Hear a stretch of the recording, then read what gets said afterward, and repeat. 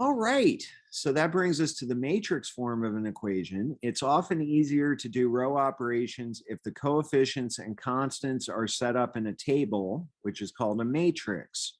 Or if you're dealing with more than one matrix, we call those matrices. Each row represents an equation. Each column represents a variable's coefficients, a particular variable, except for the last column, which represents the constants. Such a table is called the augmented matrix of the system of equations. All right, so in this next example, we will write the augmented matrix for this system. 3x minus 6y plus 9z equals 0. 4x minus 6y plus 8z equals -4. And negative 2x minus y plus z equals 7. All right, so it's very easy to do that. The augmented matrix for that system would look like this.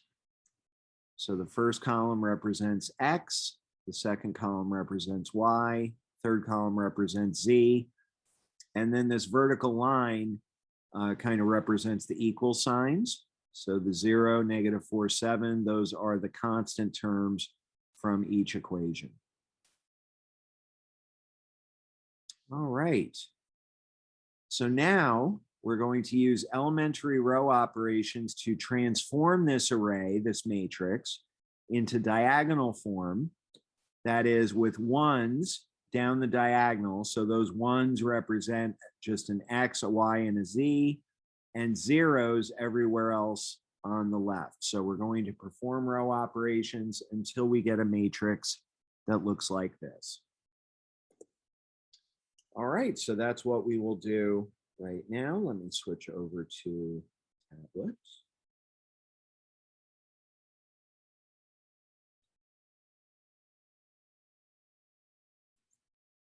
Okay, so as I mentioned before, this seems overwhelming at first. It seems really complicated, but then after you've done a few of these examples, you realize you're doing the same steps every time.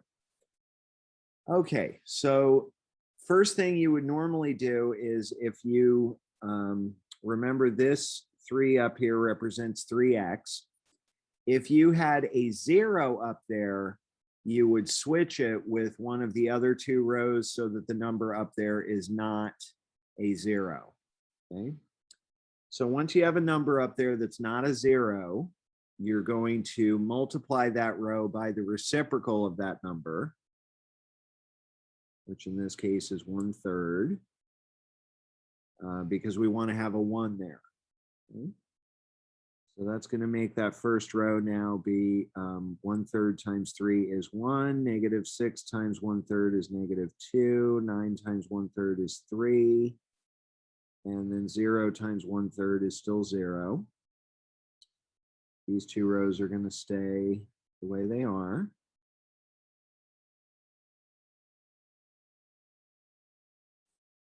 Okay, so now the next thing we want to do is make it so that these numbers here are zeros. So this is using elementary row operation number 3. Let's start with the second row. We want to get rid of that 4. So we want to change row 2 by adding to it -4 times row 1. Okay. All right. So let's see what that does to row 2. Row 1 is staying just the way it is. Okay, however, row 2 is now going to look like this. So again, we're doing row 2 plus -4 times row 1. 4 plus -4 times 1 is 0. That was the whole point. -6 plus -4 times -2 is -6 plus 8, which is 2. 8 plus -4 times 3 is 8 plus -12, which is -4. And -4 plus -4 times 0 is -4. Okay. If I lost you just then, let me add in what I've been putting in for my scratch work. So right above row 1, I'll put down what is -4 times row 1. And then you can just think about adding these two rows together. Okay. All right, so now I'm going to do the same thing with row 3. So I am going to change row 3, and this time I'm going to change row 3 by adding to it 2 times row 1. See why I'm using 2? It's because I have a -2 there now. So that's going to zero out that -2. Okay.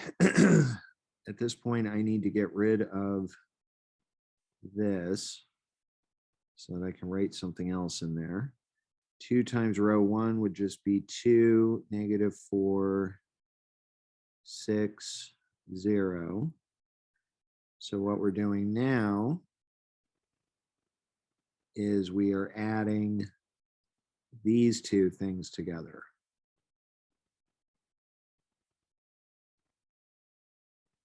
Always lots of scribble when you do this, especially when you're first learning it.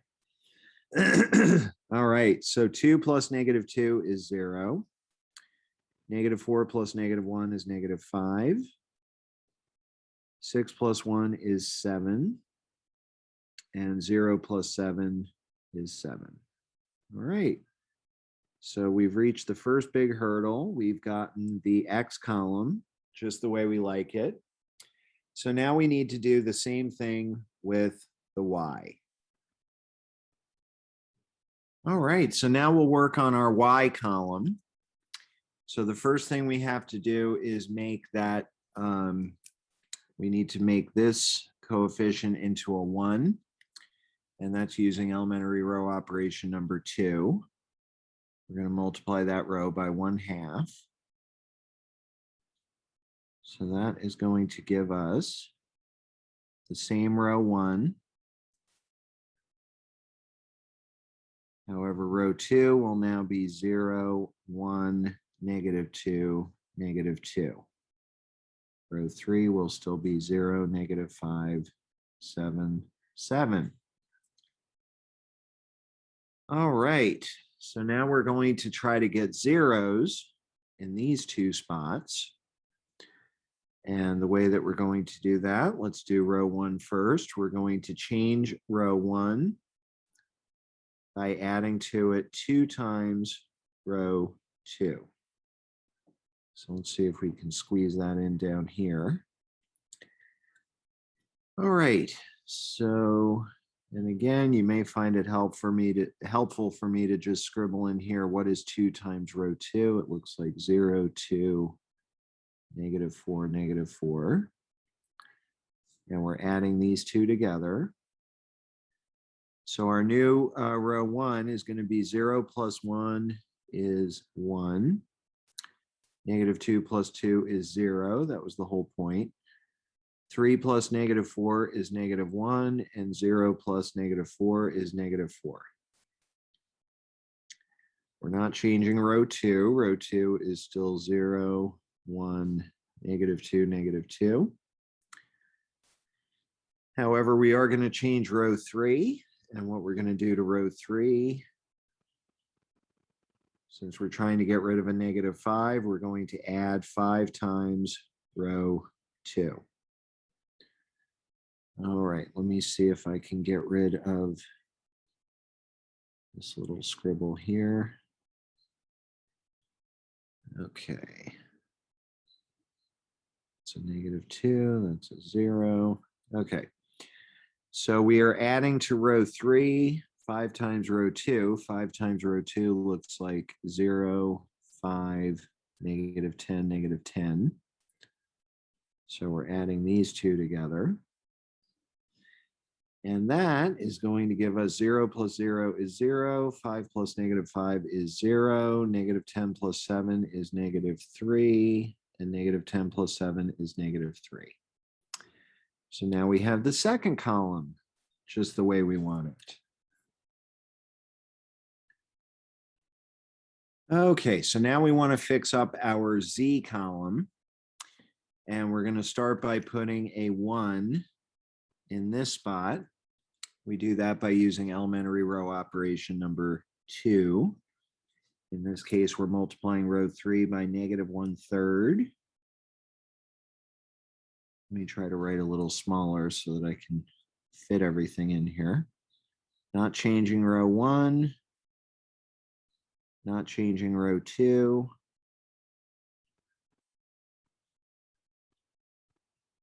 However, row 3 becomes 0, 0, 1, 1.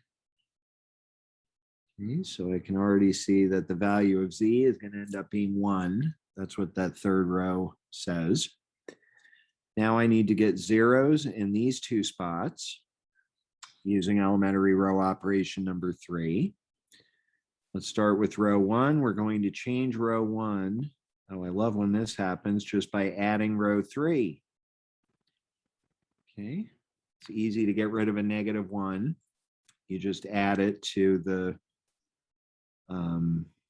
we call row 3 in this case the pivot row because everything is based off of that row.